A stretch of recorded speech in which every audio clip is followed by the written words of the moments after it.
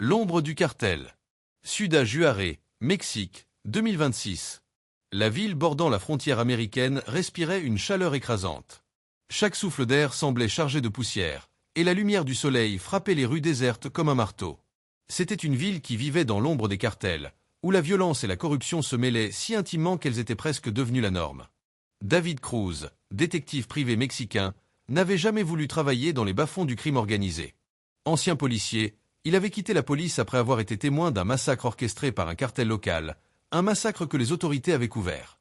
Désillusionné, il s'était retrouvé à vivre sur la ligne de démarcation entre la loi et l'illégalité, offrant ses services à ceux qui cherchaient la vérité à n'importe quel prix. Ce jour-là, une femme entra dans son bureau. Ses yeux sombres brillaient d'une détermination froide, et sa voix, bien que calme, trahissait une grande inquiétude. « Je suis Ana Garcia », dit-elle en s'asseyant, son regard scrutant la pièce avant de se fixer sur Cruz. « J'ai besoin de vous pour retrouver mon frère, José. » David la regarda attentivement. Ana était la sœur d'un ancien policier, un homme respecté dans la communauté, jusqu'à ce qu'il se retrouve impliqué dans un deal avec un cartel bien connu dans la région, le cartel de la Luna. Son frère avait disparu il y a 3 semaines, et la police n'avait jamais ouvert une véritable enquête. Ils savaient tous deux que la disparition de José n'était pas un simple coup du hasard. Mon frère a découvert quelque chose qu'il n'aurait pas dû. Il enquêtait sur les activités du cartel, et il a trouvé des informations qui auraient pu tout changer. C'est pour ça qu'ils l'ont pris. David savait ce qu'il fallait faire. Ce genre de cas, à Ciudad Juárez, n'était jamais simple. Il fallait jouer avec les règles du cartel, comprendre leurs codes, et parfois se salir les mains.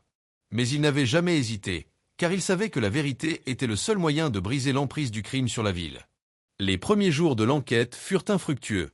David interrogea des informateurs, mais personne ne semblait vouloir parler. Il savait qu'il y avait une omerta de fer en place. Mais la clé vint d'un vieil ami, Raúl, qui travaillait comme chauffeur pour l'un des lieutenants du cartel, Alejandro Vargas. Raúl savait beaucoup de choses, mais il en disait peu. Il laissa entendre que José avait trouvé des preuves contre Vargas et qu'il était devenu une menace pour l'empire du cartel. Vargas n'aime pas qu'on s'immisce dans ses affaires. Il n'a pas l'habitude d'être défié, expliqua Raúl en murmurant.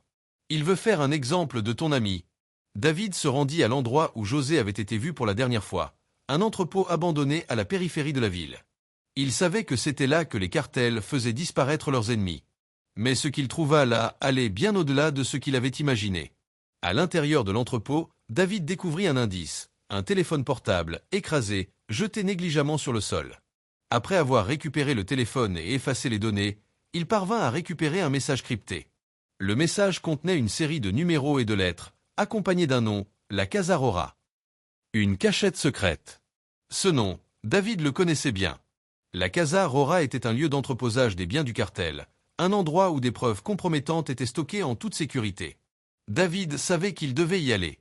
Mais il savait aussi qu'il n'était pas seul. Le cartel surveillait chaque mouvement, et sa présence dans ce lieu pouvait le mettre directement sur le radar. Arrivé à la Casa Roja, un complexe de maisons abandonnées sur la route menant à la frontière, David s'introduisit discrètement. L'endroit était en ruine, mais derrière les murs, il sentait la tension. C'était là que le cartel cachait ses plus grands secrets, et là où José avait trouvé les preuves qui l'avaient conduit à sa perte. En pénétrant dans l'une des maisons, David tomba sur un fichier important qui confirma ce qu'il redoutait. Le cartel de la Luna était impliqué dans un trafic de diamants à l'échelle mondiale, et José avait trouvé les transactions entre les cartels du Mexique et des alliés à l'étranger.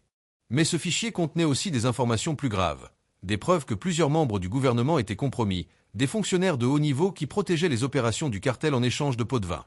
David savait que ces informations risquaient de le tuer. Mais il avait une chance.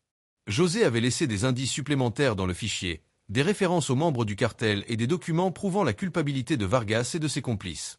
Le dernier acte de l'enquête se déroula dans un face-à-face tendu avec Alejandro Vargas dans un club privé. Vargas, un homme puissant et froid, ne s'attendait pas à ce que David le confronte avec les preuves. Le cartel, sous le regard impitoyable de Vargas, était prêt à tout pour éliminer David. Mais avant que les choses n'éclatent, un groupe de policiers, corrompus mais prêts à jouer leur dernière carte, fit irruption, forçant le cartel à reculer. David avait mis la main sur des informations suffisamment solides pour démanteler le cartel. Mais il savait que la guerre ne faisait que commencer. Les cartels avaient des bras longs et des alliés puissants. La vérité, bien que révélée, était un fardeau.